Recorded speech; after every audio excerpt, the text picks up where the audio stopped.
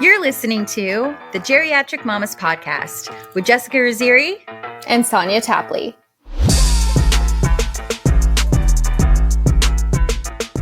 Hey mamas, today we're talking about what you need to know if you're trying to conceive or preparing for conception during the holidays. How to deal with unsolicited parenting advice, because we gotta get ready for that now. And then we'll have a little holiday de-stress meditation by What's Up Moms, read by yours truly. We hope it helps. Yeah. I mean, you know, we'll take anything. If anything, you'll get a good laugh. Right. Mamas, I love a full and silky texture in my face creams because they feel so healing and comforting to my dry, thirsty skin. Well, the award-winning, best-selling, lightweight moisture release water cream by Honest Beauty called Hydrogel Cream refreshes and cools my skin on application and leaves a dewy finish. As I mentioned on the Hope-isode, Kathy's story, I love mixing Hydrogel Cream into my foundation for a healthy-looking glow. Infused with jojoba and squalene to help hydrate and soothe thirst, plus 2 sizes of hyaluronic acid to help soften and firm, reducing the appearance of fine lines. Honest Beauty's Hydrogel Cream will provide a beautiful glow for very dry skin. We're leaving the link below in our show notes. Drink up, mamas. Mamas, I want to have rosé all day, have fun, and let myself live a little without feeling drunk or feeling hungover the next day. So I treat myself by adding rosé tinted glasses to my sparkling water or lemonade. If you're like me and you're looking for calm daytime energy while feeling alert, present, and uplifted because, well, you know, you're a mom now. Adaptogenic and antioxidant-rich ingredients make rosé tinted glasses from Apothecary great for those battling feelings of stress and looking to curb signs of aging with improved skin tone and moisture. Its tincture format makes it easy to drop wherever you're making it. It's perfect for busy working moms, busy stay-at-home moms who are looking for mood and energy support on the go. We're leaving the link below and in our show notes. So cheers, mamas! I feel like I haven't seen you forever, but it's only just been since Friday. I know, but a lot has happened. It feels like a lot has happened since Friday because Saturday was so busy. It was so Even busy. this morning was busy because we both had things going on. Annabelle's Santa photo looks so cute. It's so precious. It's literally like perfection. It's like what you would see in a magazine. It's adorable. And then Hayden's like, it was the fun. Like, I've never seen him like this. He legit shut down. He did. All the way to Freeport. He was like, see Ho-Ho? We see Ho-Ho? Like, he was so excited. That's what he calls Santa, as everybody knows. And we get there and he sees Santa and I could feel him in my arms kind of tighten up a little. Yes. And then as I go put him to Santa, he literally like looks down and then like wasn't making eye contact with anybody. Yeah. And literally was just like, just staring like, oh God, what do I do? Like, I feel like he was like starstruck. Like he saw a celebrity and didn't know what to do about it and legit went starstruck. Yeah. Because that Santa Claus looks real. I know, he's legit. That's why I want like an authentic Santa. It better be a real beard. Don't come at me with that silicone shit. I'm gonna snap it off your face. Yeah. I want a real authentic Santa. Yeah, Freeport and Scarborough both went all out and they did not mess around. No. With Santa Claus this year. No, it was great. And then my kid shut down. Yeah. So the photo I got is literally it. That's literally all I got. Yeah. I think you'll do better next year. I mean, it can't get worse. I mean, I guess it could. Yeah. But I just don't know right now. I can't picture how it could be worse than that. But yeah. Yeah. Now, on our way, we were like, you're going to tell Santa what you want for Christmas and da-da-da. And like, I got in line early, but there was still a long line. Like, I lost feeling in my toes. Again. For the second night in a row, I lost feeling in my toes. And we got up there, and, like, right as it was her turn, she did the same thing. Like, she stiffened up. Like, yes! And I was like, honey, I was like, doesn't Mrs. Claus look so sweet? And isn't she so pretty? And then I was like, doesn't Santa look so good in his Santa suit? And she was like, yeah. And I'm like, don't forget to tell him what you want for Christmas. So you were like hyping her up. Well, so the way that like Freeport is, I know you've been to that one, but they have it in this like little like cabin. Yeah. And they will shut the door. So it's like he wasn't seeing him until we got right there. Right there, yeah. So it was just like a lot at once. Yeah. And it was like, I've never seen him that way. I've never would never consider my child to be shy. He did shut and down. he legit shut down. Did they have the reindeer this year? No, they had puppies. Oh my god. What? Yeah, so they were like, that was the whole thing. They were like, Santa's reindeer couldn't make it, so instead he rounded up a bunch of his puppy pals and they could be adopted. And they were in pajamas. They had puppies in pajamas. Me? Yes, I picked out a couple that I want. That is so cute. But I can't have them. Right now. But I really love them. They're in pajamas. Look, of course they're in pajamas. I need them. I need all of them. They're perfection. They're so cute. That was such a good idea for them to do that. It was. Yeah, it was smart. It was fun. So we're talking about LL Bean. They put on a really good Santa every year, and like basically Freeport becomes the North Pole, but like that little downtown area right near LL Bean. Yeah, it's adorable. And also another place that's super festive that we experienced Friday night, we went to the Kennebunkport tree lighting. That was so, okay, it was freezing cold, but it was so pretty. Like they do such a good job. Yeah. We definitely need to go back when it's not super dark and not super busy so we can get some like cute like actual photos, because it was just, there were so many people there, but that was fun. And then where was it? Batson River, where we went. Oh my god, the best lobster rolls. Oh, so good. So good. It's delicious. And their truffle fries. Those didn't last long. No, I actually forgot because we ate them so fast. They were so good. So Batson River goes all out for their Christmas decor. So, but I think they're different themes at each of their restaurants. That's cool. And the one that in Kennebunkport was almost like a Harry Potter Christmas, because they had like floating books. I mean, floating presents. Yes. They had floating presents. It was just so cute. It was adorable. They really did a good job. It was awesome. And all the deer had like scarves on. Oh yeah. Like varsity scarf kind of things. Yeah. Which was also kind of Harry Potter-ish too. Exactly. Yeah. It was really cute. It was very Gryffindor. It just further made me want to like live in Kennebunkport even more. Right. So we shall get into the episode now. Yeah. Today is a coffee convos. So we are going to be talking about what you need to know if you're trying to conceive or preparing for conception during the holidays, how to deal with unsolicited parenting advice. Ugh. We gotta get ready now. We gotta just gear up, get ready for it, put on your war paint. Yeah. And then we'll have a little holiday de-stress meditation with What's Up Moms. Yes. So let's talk about what you need to know if you're trying to conceive and or preparing for conception during the holidays. There's so much. But it's okay to give yourself a break from trying to conceive during the holidays, as they can be stressful with family gatherings, gift shopping, wrapping, decorations, cooking, etc. I mean, we're all in it right now, so I don't have to say this, but I'm saying it. Not to mention, the holidays are also a time when we, as feminine species, want to indulge in all the extra holiday food and beverages that contain alcohol. That was the hard one for me because like you're literally trying to like prepare your body, but then there's all this stuff and you're trying to avoid sugar because it causes inflammation. You're trying to avoid alcohol because, I mean, obviously, obvious reasons. Yeah. And it's all like yummy treats and cookies and alcohol and you're just like... Right. And we've been like, if we were in this still, I still remember how it was very clearly. When you're in it, you spend most of the year being very, very good. Down to making sure you take every single one of your supplements at the right time of the day. Yeah. So if there was ever a time to give yourself a break, Christmas is it. The holidays are it, and rightfully so. We deserve it. Yeah. We're going to remind you of the things that you might already know about trying to conceive during the holidays. It's important to feel as relaxed as possible when trying to conceive because high cortisol levels can inhibit ovulation. So we recommend spending time alone to de-stress from all the extra work the holidays bring. You could use this alone time to get extra sleep. It's so funny. What is that? It's wicked funny. Journal. Meditate, which we're going to get into that later, as you already know. Read, catch up on some cheerful holiday movies. You can listen to a podcast. Hey, I know of a podcast that they could listen to. Me too.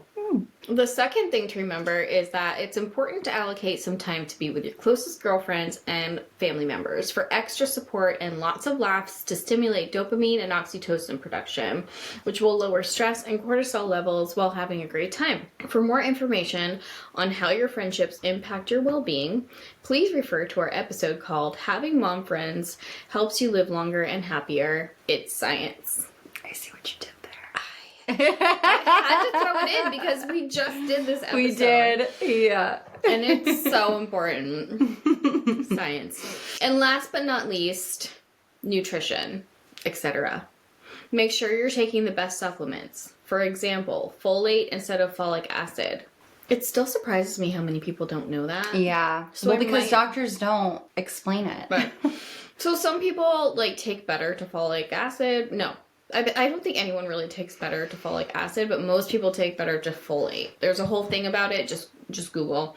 We have a helpful guide in the fertility section of the Geriatric Mama's website called Let's Talk Supplements that Jessica wrote, and it's amazing. So we'll leave the link below in the show notes. Also, stay hydrated and eat as healthy as possible, minimizing as much inflammatory food intake as possible. My fertility acupuncturist referred to both Whole30 and the Mediterranean diet as good options because they limit actual sugar. Obviously, fruits and veggies are fine.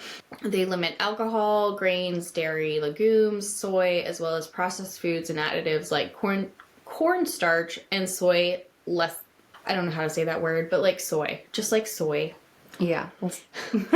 Soy. It's basically soy. Yeah, my acupuncturist also recommended Mediterranean diet and Whole30 as well. Yeah. Gotta get rid of those inflammatory foods.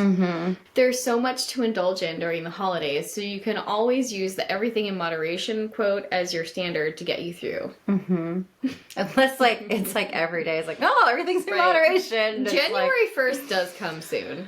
It's gonna fly really fast. We've all either seen it in action or experienced it firsthand, so we need to talk about how to deal with unsolicited parenting advice during the holidays. Yeah. Oh my gosh. So from connectedfamilies.org, do you ever feel like your family is under the microscope at holiday gatherings? People you love can't help but offer their own take on your parenting, providing you with parenting advice that's both unsolicited and unwanted. And you feel judged that your best efforts are not good enough. This can be especially true if you're working to parent differently than you were parented. I think all millennials can relate to that scenario. Yes. The New York Times stated, researchers asked 475 mothers of children up to the age of 5 across the United States about feeling judged for their parenting skills. 61% felt they had been judged, with most of the criticism coming from folks within their own family. I wonder if it's because family feel like they have a past to just... They're more relaxed and they feel like they have a right to just be by the way, right, you're doing this wrong. Obviously I'm just trying to help you. Yeah, but that's just not what it gives. Right. No. Another survey of parents of toddlers ages 1 to 3 revealed that nearly 9 in 10 parents across the board feel judged. 90% of moms and 85% of dads, and almost half say they feel judged all the time or nearly all the time. 46% moms and 45% dads. That's that's so sad. It is. Your lively kids in unfamiliar places with disrupted sleep, lots of sugar, and cousins, and without their usual toys often reflect the stress all around them, as well as offload their own stress. That means they may get loud, obnoxious, and argumentative. The icy stares or sidelong glances from relatives, especially your parents, can communicate that is so disrespectful and clearly needs some firm discipline. You may even receive direct comments like, "Aren't you going to deal with that?" or "You really shouldn't tolerate that disrespect." You are trying to approach your parenting in more graceful, wisdom-building ways. You want to stay the course, but maybe you don't know how to respond without sounding disrespectful to your critics who think they're helping. It's normal to second-guess yourself and become harsh or firm in unnatural ways with your kids, just to avoid the criticism. This inconsistency and change in your parenting only makes things confusing for your children and sets them up for more negative responses. Amen. See if you relate to this. You feel anxious around the watchful, possibly critical eye of parents or other relatives. Mm-hmm. Yeah. You work harder to keep kids in line and are tougher on them than usual. Your kids, who are already stressed, sense your angst and act up more. Grandma or grandpa or others intervene with good intentions, but not in an honoring way. You feel embarrassed, undermined, and maybe frustrated or resentful. Kids watch the power struggle between the adults and are left feeling more stressed and insecure than ever. Repeat. Mm-hmm. Yeah. Yeah. So what can you do? How to get ready for unsolicited parenting advice. First one, be confident in your parenting. You know best what your kids need. So set boundaries clearly ahead of time about activities and length of stay. Know that however you decide to parent needs to be with conviction. You can determine ahead of time how you want to respond and even role play with a spouse or friend so you will be prepared with a solid, confident response. I totally thought they were going to say role play with the child, not your spouse, but I think that could actually work too. Yeah. Because, we need to be on the same page. Right, exactly. So if somebody says this, what are you going to say? Right. If the child starts acting up and both of us are looking at each other like, which part of our parenting plan do we want to go for right now? We need to just already know that. Mm-hmm. We just know. That's good. Mm-hmm. Okay, so here are a couple examples of responses. So here's a short, quick response. Mom or Dad, I value that you are concerned for our kids and want the best for them, but I'm committed to growing wisdom by staying connected. Mm-hmm. I feel like if I were to say that to either my parents, they'd just stare at me but are you gonna put them in check? Right. Well, the thing is that you and I are scrunchy moms, and I feel like that leans a little bit more towards the crunchy side. Yeah, but we could totally use our verbiage. Yeah, exactly, to make that happen. Be so I appreciate you trying, right? But just don't. Right. That's exactly what we would say, and that's totally fine. Okay, so a longer version is, I'm really trying to focus on building wisdom in our kids, and that's a slower, messier process. I ask more questions. I try to help them realize when they have done something hurtful and guide them to sincerely make it right. Above all, I work to stay connected. That's a lot to memorize. Mm-hmm. You could think of a good example of when your approach was helpful and share it. Yeah. For context. If you have time. If you have time. A lot of times in holiday situations, things just happen so fast and people are on to the next conversation. They'll say something really fast and then be okay, moving on. Yeah. So you don't always have that amount of time. But I'm just picturing even my Texas family, if I were to say something like that, I feel like I would get a glassed over look in their face. They would all just stare at me basically we're just not gonna say anything going forward. So what? So the go forward is we're just not gonna say anything at all, and we're gonna let Jessica handle this. Yeah. You're just let me know if he's fucking up, okay? I'll figure it out. Yeah. All right, so the next one, empathize. What we know to be true. When people feel out of control, they tend to get more controlling. Your parents or other relatives may simply be overwhelmed and therefore controlling, so start with empathy. I understand your normally peaceful house can get pretty chaotic around the holidays. Mm-hmm. Yeah. That's good, because then it kind of they're off guard a little bit. Yeah. They're just okay. And you're completely neutralizing the situation, and then they can just be and it's generalized. Right. Exactly.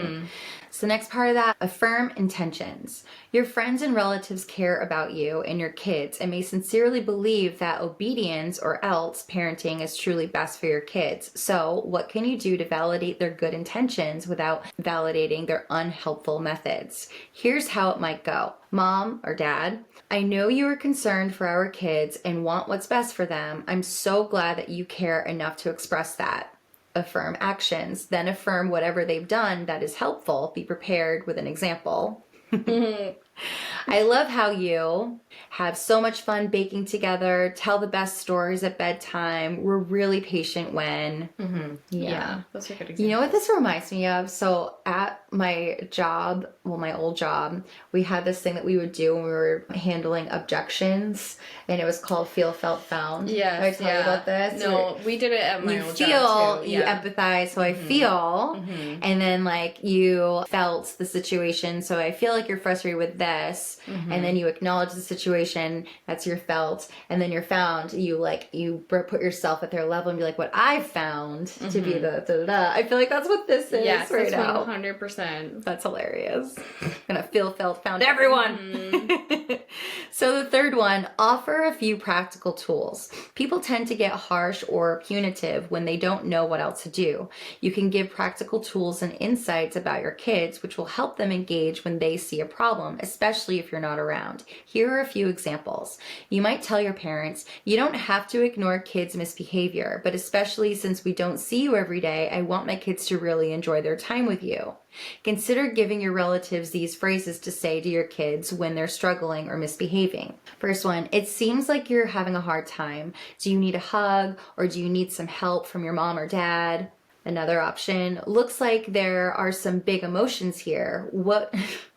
I'm just picturing Hayden's tantrums. It's like, looks like there's some big emotions here. He wouldn't even hear you say that. Absolutely there are. He wouldn't even hear you. Why don't you take a break and think about how you might solve this in a way that you'd feel really proud of? That's a cute one. I like that. We'll see. It is a little granola, but we'll see. That might work. I feel like that works when you're older. Toddlers don't hear any of that. No, because they're screaming so They loud. just see red. They go, like, I'm sure a lot of people know this already, but, like, toddlers, a lot of times, the biggest struggle is that they go from 0 to 1,000 That's literally within the span of a second. That's literally where I am right now. It's a lot. So the fourth one, strengthen your kids.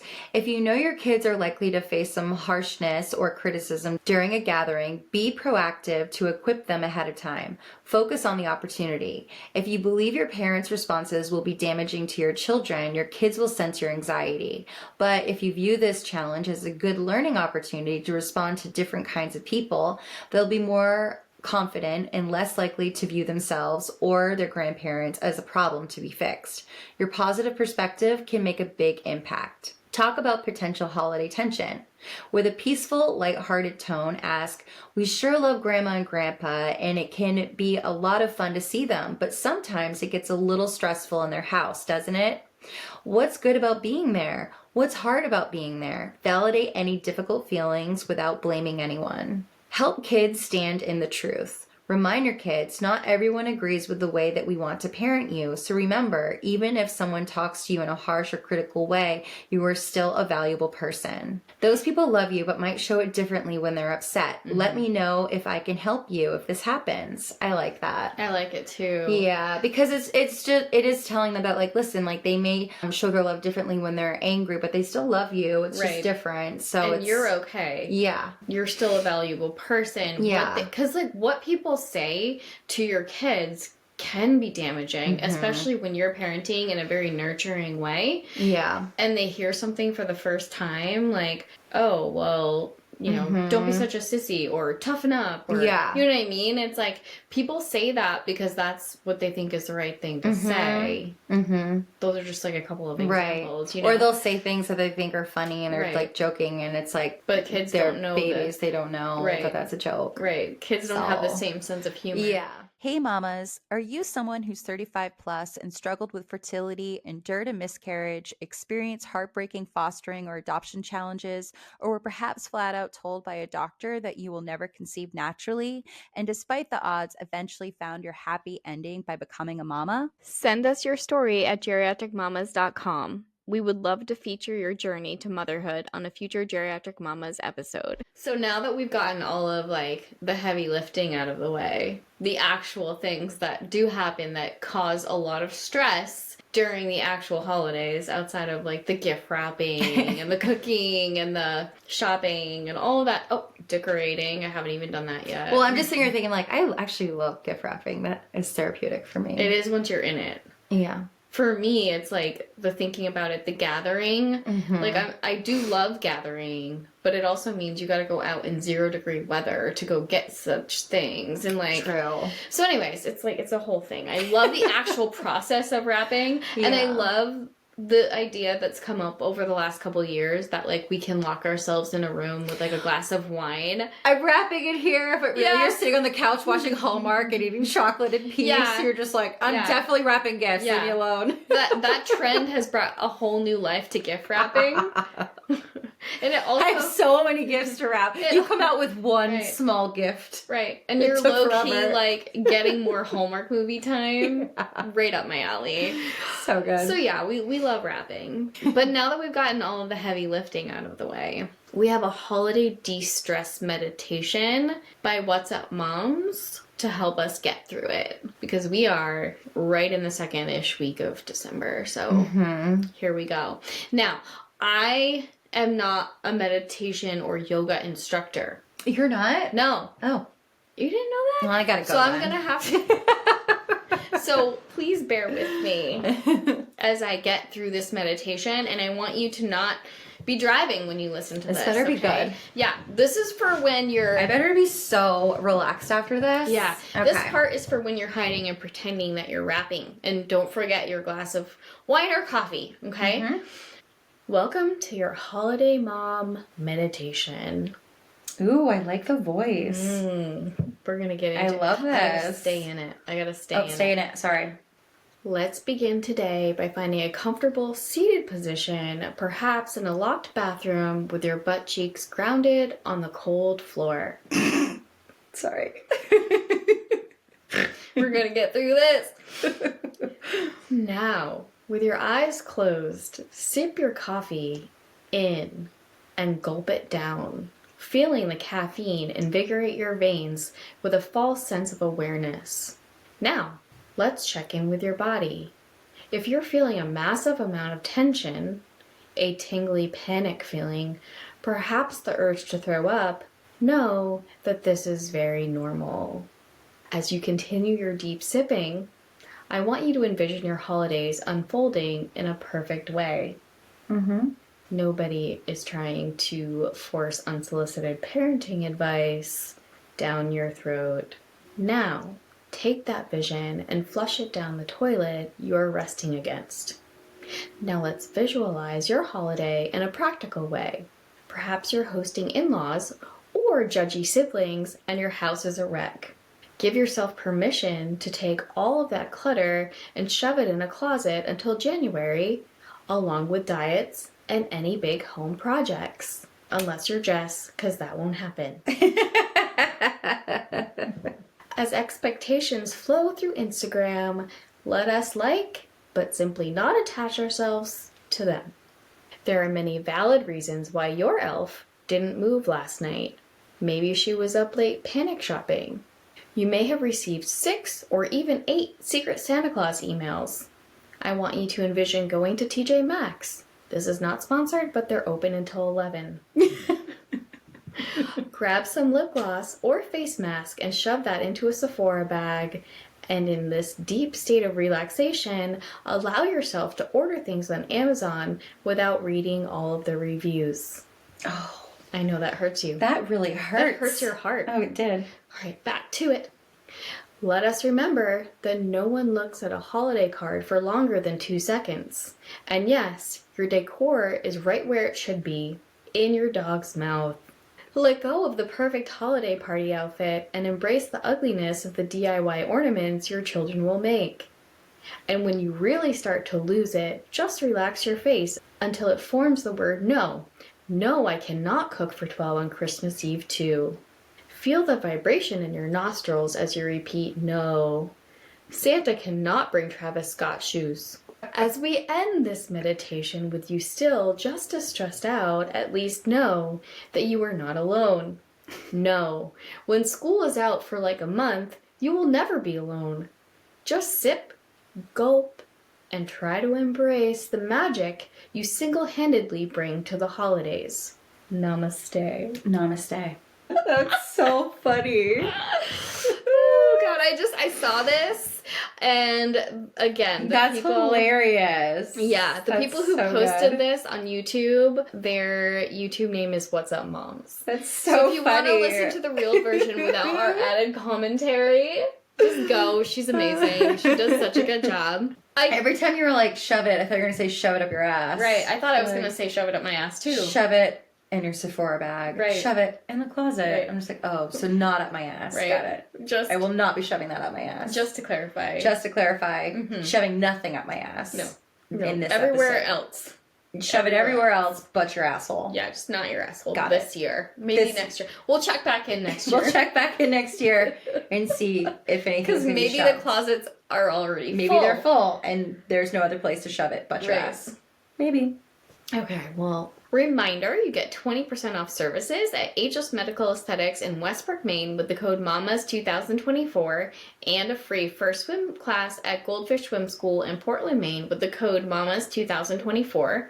You'll just need to call them to schedule your child's first visit. Thank you for listening. Be sure to tune in next week. Your support is keeping the podcast going. You can help by following, subscribing, rating, reviewing, and especially by telling a friend to listen anywhere or watch on YouTube. For more info, you can check out our website at geriatricmamas.com. You can also follow us on Instagram and TikTok at geriatric_mamas, on YouTube at Geriatric Mamas, Twitter at Geriatric Mamas, and follow our group page on Facebook, Geriatric Mamas. If you have a topic idea you'd like us to discuss, or interested in being a guest, or simply have a funny geriatric story to tell, you can go to geriatricmamas.com and hit be a guest or send us your story. Yeah. We need a good story. We do. We haven't had a guest in a while. No, we actually have stuff in our inbox that I need to chat with you about. Yeah, okay. Oh gosh, I'm gonna get a talking to. Yeah. Bye-bye. Bye.